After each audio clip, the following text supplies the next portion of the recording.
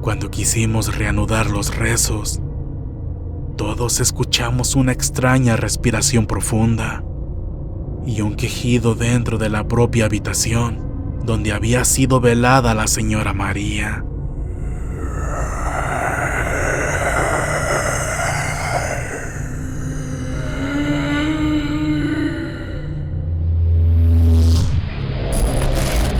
Frecuencia paranormal.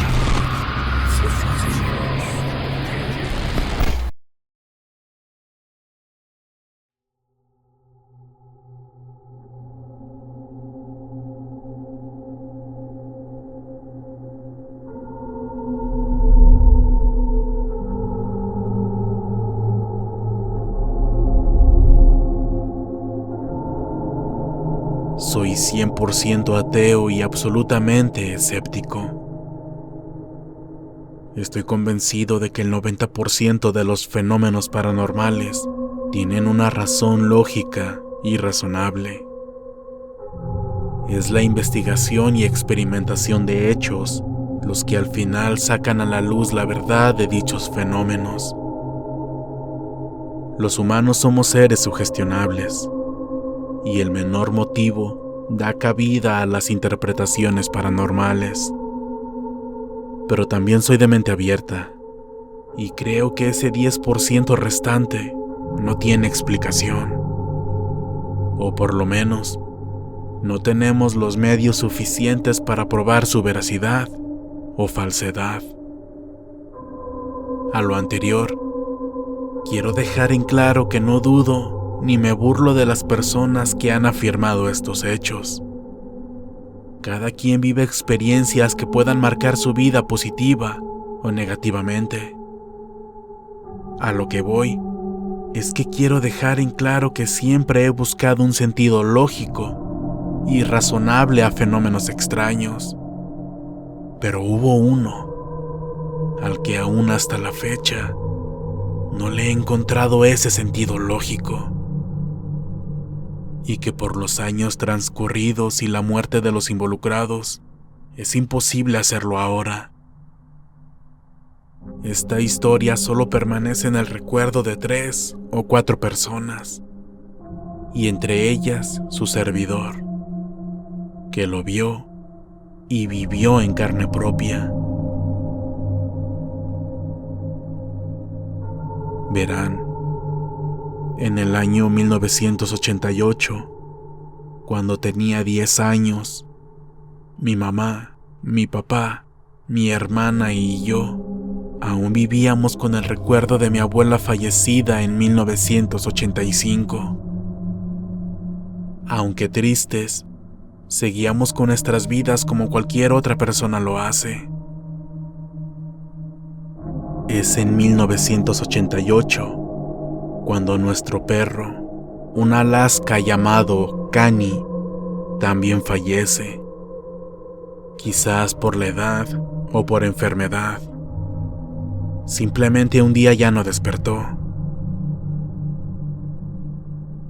Esto lo cuento porque es a partir de aquí y de este año donde comienzan los hechos.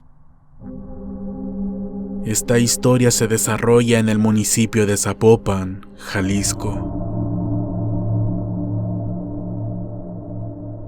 A 2 cuadras de mi casa vivía la madrina de primera comunión de mi mamá. Esta señora, de nombre María de Jesús López Vitela, era una señora bajita, de cara triste. Siempre portaba un rebozo que le tapaba la cabeza. Caminaba lento, con un pequeño bastón o bordón, de esos que les dicen mulitas.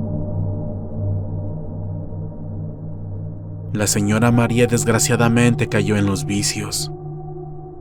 Casi todo su tiempo se la pasaba en una cantina llamada El Barrilito, ubicada aquí mismo en Zapopan. Ahí bebía hasta perder la razón. También era una señora muy católica, de esas que les gusta tener muchos crucifijos y santos en su casa, y que aunque no era una persona rica, sí llevaba una vida cómoda. Siempre portaba consigo varios anillos y cadenas de oro, y dinero para solventar sus gastos y sus vicios. Ella compartía vivienda con otra señora llamada Elena Gutiérrez, quien tenía un hijo de nombre Armando. Él también era ahijado de la señora María. Tenían un par de perros y unos gatos. Andrés, un hombre cuyo apellido ya no recuerdo, vivió solo algunos días con ellos. Él era en realidad un hombre casado y hasta hijos tenía. La señora María era la amante de este sujeto. Y bueno, estas personas, junto con mi mamá, era toda su familia. En el año 1988, la señora María murió de un paro cardíaco. Ella fue encontrada alrededor de las 10 de la mañana por su ahijado Armando, tirada en la sala, tras un sofá grande. Cuando se hizo la necropsia, se determinó que murió cerca de las 11 de la noche, por lo que el cuerpo estuvo tirado en la sala alrededor de 9 o 10 horas antes de ser encontrado. Era el rigor mortis lo que revelaba este hecho. Lo extraño es que el cuerpo fue encontrado en una pose muy extraña. Parecía que al morir trataba de defenderse de algo. Tenía sus manos en forma de garras levantadas a la altura de la cabeza. Su cabeza ligeramente girada hacia un costado, con los ojos muy abiertos. Su expresión denotaba miedo. En conclusión, su cuerpo tenso y casi en posición fetal indicaba que estaba asustada y defendiéndose de alguien. Algo muy raro. Cuando se le dio aviso a mi mamá, entre Armando y ella se hicieron cargo de todo, desde la funeraria hasta la sepultura. Ellos reclamaron el cuerpo y decidieron velarla en la casa donde vivía y en la habitación que ella ocupaba, rodeada de crucifijos y santos. El cuerpo fue entregado por la tarde. Ya por la noche, en su velorio, iban a iniciar con las oraciones y los rosarios, pero unos hombres que estaban presentes comenzaron a pelear en el cuarto donde velaban a la señora María. Al parecer, estaban en estado inconveniente. La situación se puso muy tensa, pues entre los golpes y empujones se aventaron sobre el ataúd y casi lo tiran. Fue necesario llamar a la policía para que se hiciera cargo. El tiempo pasó y por esa situación nunca se terminó el rosario. Los asistentes decidieron irse a descansar y solo unas pocas personas quedaron en el funeral. Durante la madrugada, sucedieron cosas muy espeluznantes. Cada que intentaban rezarle, en la casa se escuchaban quejidos y otros ruidos muy extraños que provenían de otras habitaciones.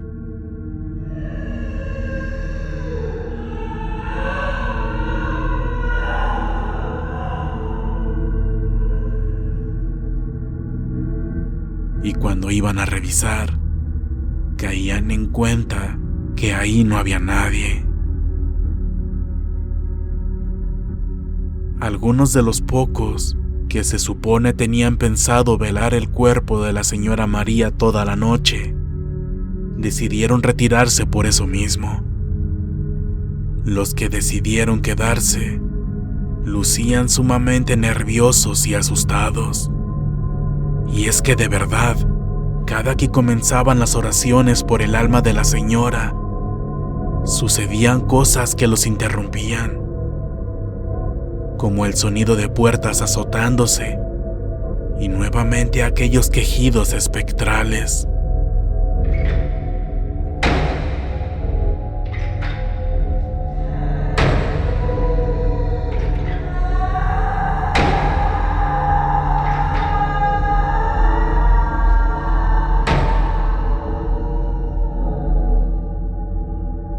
Los adultos murmuraban entre sí, diciendo que la señora María no podía descansar en paz. Finalmente cedieron ante el miedo y decidieron quedarse callados el resto de la madrugada. Ya por la mañana, sintiéndose más tranquilos gracias a la luz del sol, decidieron retomar el rosario. Pero en esta ocasión los perros de la casa comenzaron a gruñir y a alterarse afuera de la habitación donde velaban a la señora María. Cerraron la puerta, pero estos comenzaron a rascarla y empujarla con fuerza.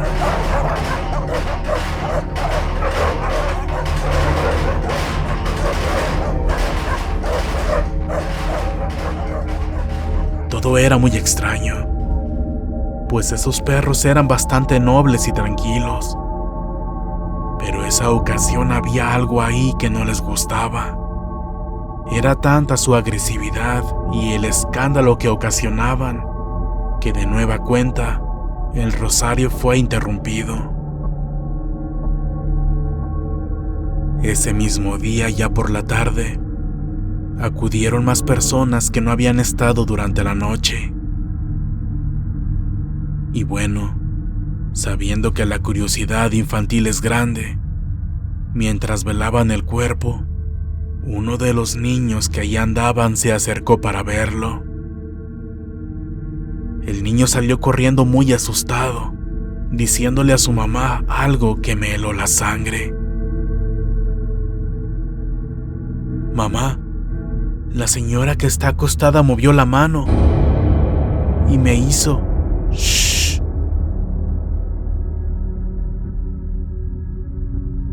En ese momento la habitación se quedó casi en completo silencio. Y a los pocos minutos, aquella mujer decidió retirarse del lugar. Y una vez más, cada vez fueron quedando menos personas en el velorio. Después de este suceso, los que quedaban decidieron volver a rezar. Eran alrededor de las 4 de la tarde. Apenas habían iniciado cuando el personal de la funeraria llegó a recoger el cuerpo para llevárselo a la iglesia y posteriormente al cementerio. Armando y mi mamá les dijeron que aquello era un error, puesto que todo estaba programado para que el cuerpo se lo llevaran 1 hora más tarde. Pero los de la funeraria insistieron, alegando que después de ella tenían que asistir a otro servicio y no podían cancelar.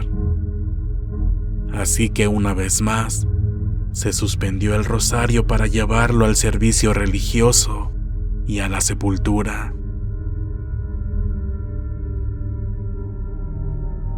Todo esto es como un cuento de terror, pero insisto, yo lo vi y lo viví.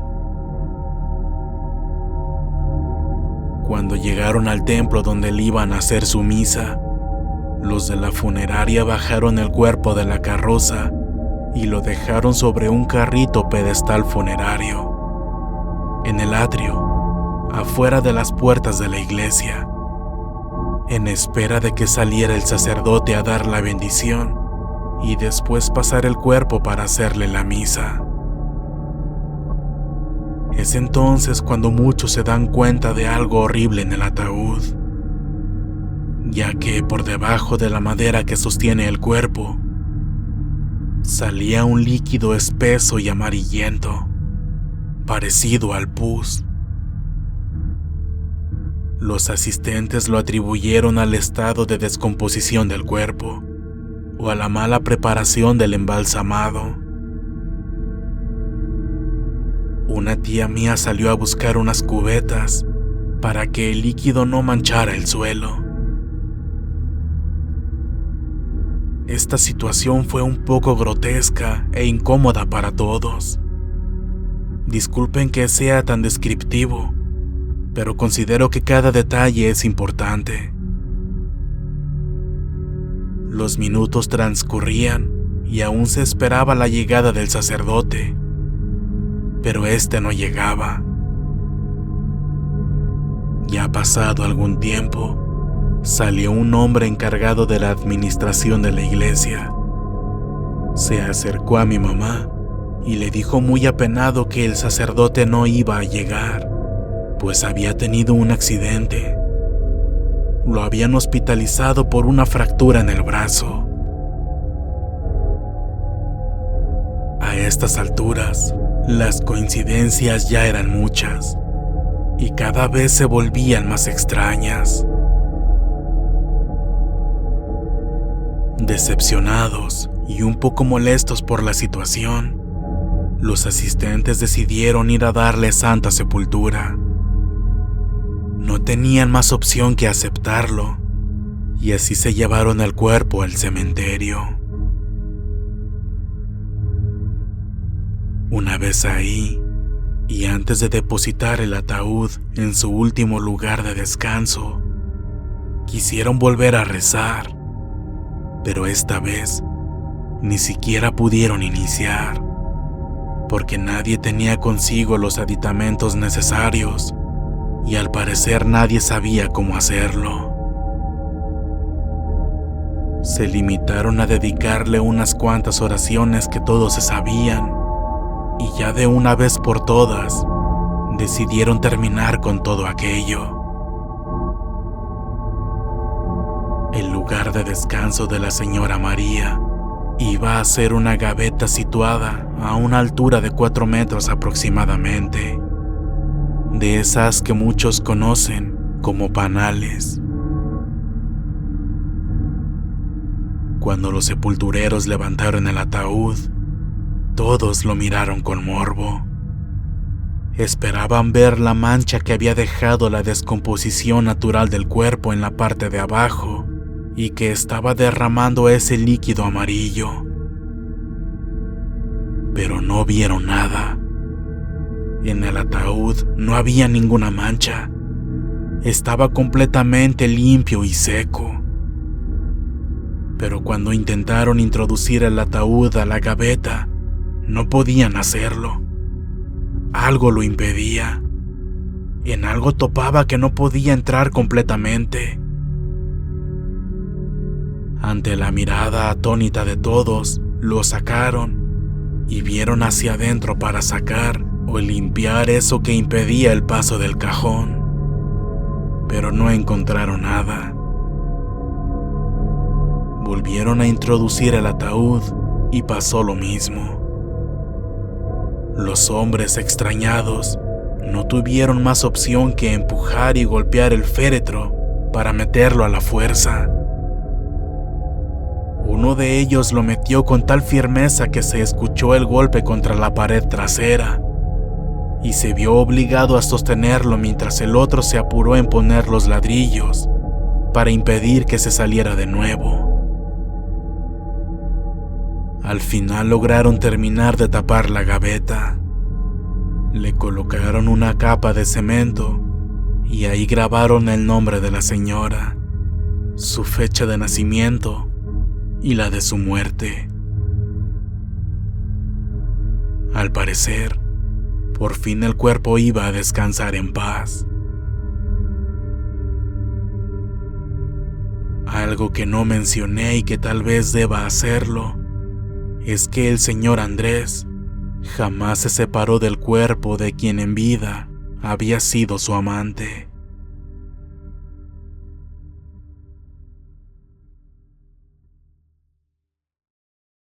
Al día siguiente se iniciaron los preparativos para el novenario, en la misma casa en la que ella vivía. Mucha gente asistió, pero esa primera noche al estar rezando, así como la tarde en la que la estaban velando, los perros volvieron a alterarse. Era tanta su furia que entre ellos mismos comenzaron a atacarse, y no hubo de otra más que sacar a los perros para poder terminar las oraciones. Con decisión y con el temor de ser atacados por ellos, así lo hicieron. La segunda noche, la gente que asistió simplemente no pudo quedarse dentro de la casa. Una extraña plaga lo impidió. Todos comenzaron a sentir una intensa picazón en el cuerpo. Nadie sabía por qué, pero a todos los presentes nos sucedió lo mismo. Luego, escuchamos un gato gruñir.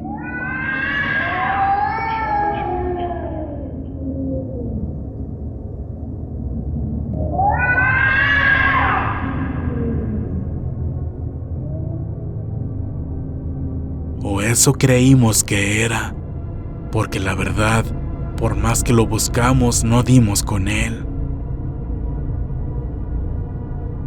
Cuando quisimos reanudar los rezos, todos escuchamos una extraña respiración profunda y un quejido dentro de la propia habitación donde había sido velada la señora María.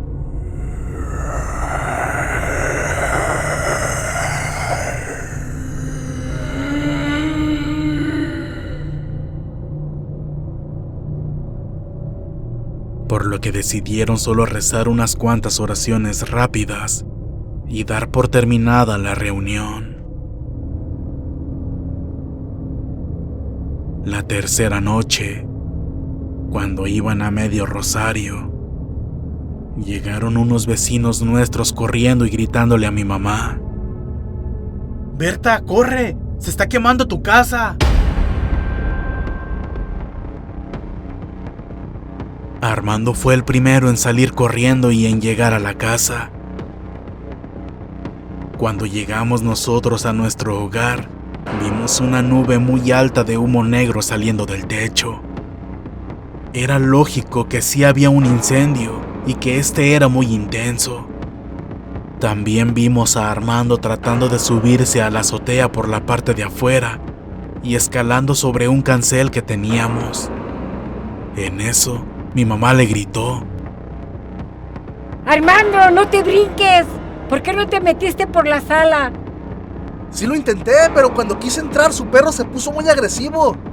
Me quiso morder. ¿Cuál perro? Armando, nosotros no tenemos perros. Ahí está un perro negro muy grande. Cuando quise entrar se levantó, comenzó a ladrarme y casi me muerde. En serio, está muy agresivo. Aquello era imposible, pues nuestro perro, Cani, tenía un par de semanas que había muerto. Lo que él vio simplemente no era un perro, o por lo menos no era nuestro. Lo más extraño de todo es que ya estando adentro, revisamos la casa y no encontramos ningún fuego.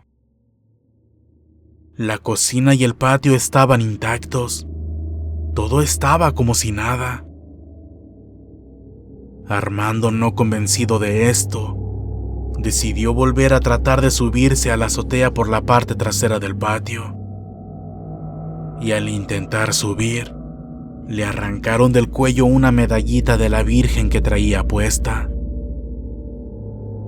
La cadenita le quedó colgada de forma parcial, pero de la medallita nunca supimos nada, y por más que la buscamos, jamás la encontramos. Me sorprendió también de no encontrar aquel misterioso perro negro dentro de la casa.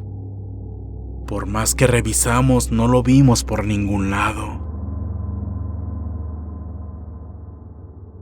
Para la cuarta noche del novenario, era ya poca la gente que asistía. Prácticamente solo las personas más cercanas a la señora María lo hacían, pues los eventos ya eran muy extraños y aterradores. A todos les daba miedo poner un pie dentro de aquella casa. Mi mamá y la señora Elena fueron con el sacerdote que se suponía iba a oficiar la misa al cuerpo y le explicaron todo lo que había estado sucediendo desde que la señora María falleció. Él, por su parte, les respondió que sin duda algo muy fuerte había estado interviniendo. Esa tarde, cuando ya estaba preparándome para venir hacia el templo y oficiar la misa, me caí dentro de mi casa y me fracturé el brazo. Traté de buscar a otro sacerdote, pero me fue imposible encontrar a alguien que estuviera disponible. Sea lo que sea que esté interviniendo, no quiere escuchar oraciones y va a hacer hasta lo imposible para evitarlo.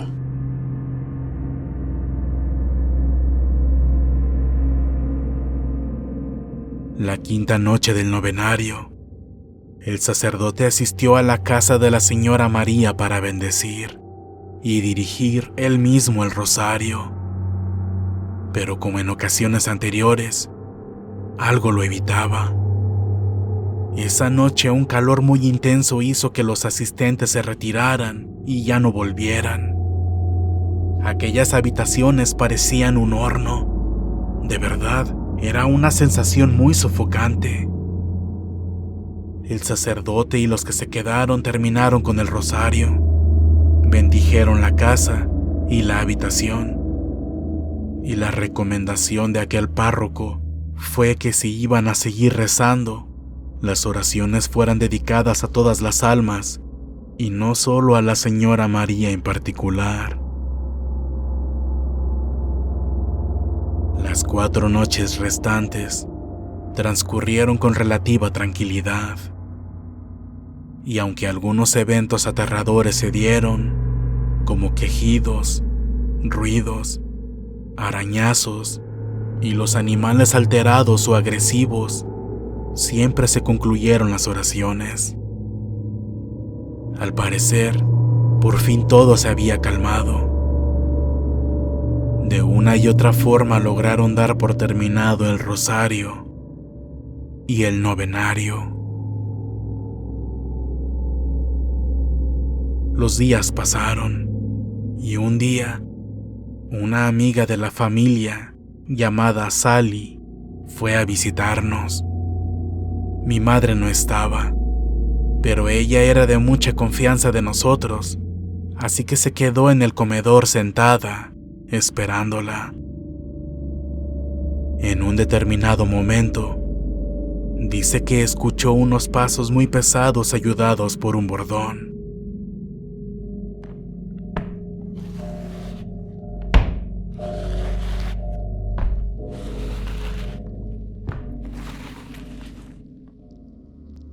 Ella lo primero que pensó fue que era mi mamá tratando de jugarle una broma, por lo que salió de la cocina y dijo: «Berta, ya sé que eres tú, no quieras asustarme». Entonces salió al patio y no vio a nadie. Entró a las habitaciones e igual. Cuando fue hacia la calle cruzando por la sala, vio que mi mamá apenas estaba entrando a la casa.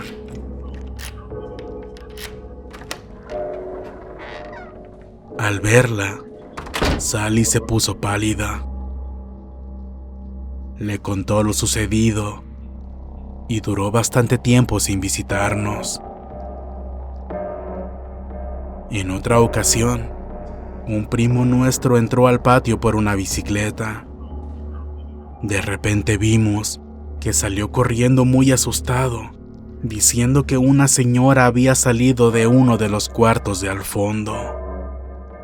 Explicó que no le vio la cara, pero notó que sus manos eran las de una anciana. Por supuesto, Él sabía que no hay nadie viviendo con nosotros que tenga esa descripción, por lo que sí se asustó. Al seguirla, se dio cuenta que la mujer no estaba por ningún lado. Ninguno de nosotros dijo algo al respecto, pero sé muy bien que todos pensamos que podría tratarse de la señora María, pues desde que ella falleció, este tipo de cosas comenzaron a suceder en la casa. Todo se confirmó una noche en que una tía la vio sentada en ese mismo cuarto, sobre la cama. Mi tía gritó aterrada y salió corriendo, pues sabía muy bien que la señora María ya había fallecido. Cuando fuimos a ver, ya no había nadie. En otra ocasión, mi hermana escuchó claramente su voz llamándola por su nombre, pero afortunadamente no la vio. Amigos que acudían a visitarnos también llegaron a escuchar llantos y quejidos, así como misteriosas sombras desplazándose de un lado a otro al final del pasillo. Eso nos asustaba mucho y nos parecía muy extraño, pues nuestra casa, como dije, está a 2 calles de donde vivía la señora María. No entendíamos por qué comenzó a aparecerse acá con nosotros. Cansada de esta situación, mi mamá volvió con el sacerdote, quien esta vez asistió a nuestra casa. Mi mamá fue a donde vivía su madrina, platicó con la señora Elena y Armando y les explicó la situación. Ellos le dijeron que todas las cosas, pertenencias personales y joyas, aún estaban en la habitación tal y como ella las había dejado. Resulta que estando en la plática, recordaron que hace mucho tiempo atrás, antes de morir, y me imagino que estando ebria, encargó que todas sus pertenencias se las dieran a mi mamá. También había pedido que le mandaran a oficiar misas. Mi mamá tomó las cosas, pero no se las quedó por temor a que se nos siguiera manifestando. Así que regaló todo: la ropa, objetos y joyas, y mandó a hacer varias misas a su nombre. También hizo oraciones en casa y le habló en más de una ocasión en voz alta, diciéndole que si algo había pasado, ella la perdonaba por todo y que no había motivo para que no descansara en paz. Después de esto, poco a poco toda esa actividad fue disminuyendo, hasta que todo terminó. La tranquilidad volvió y todo quedó como un terrorífico recuerdo.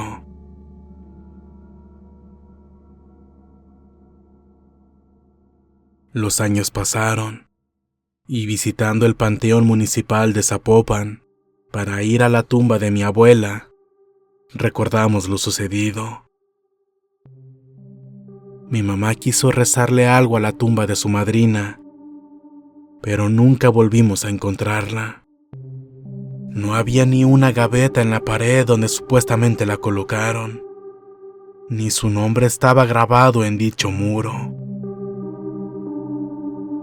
El día de hoy, a más de 30 años de lo sucedido, aún seguimos sin encontrar la tumba y solo nos queda el recuerdo. Mi madre murió hace 16 años. La señora Elena hace 23 aproximadamente. Armando falleció hace 3 años. Como dije antes, esto que sucedió solo queda en el recuerdo de 3 o 4 personas. entre ellas su servidor, el ateo, el escéptico que a la fecha no puede encontrar el punto lógico de todo lo sucedido.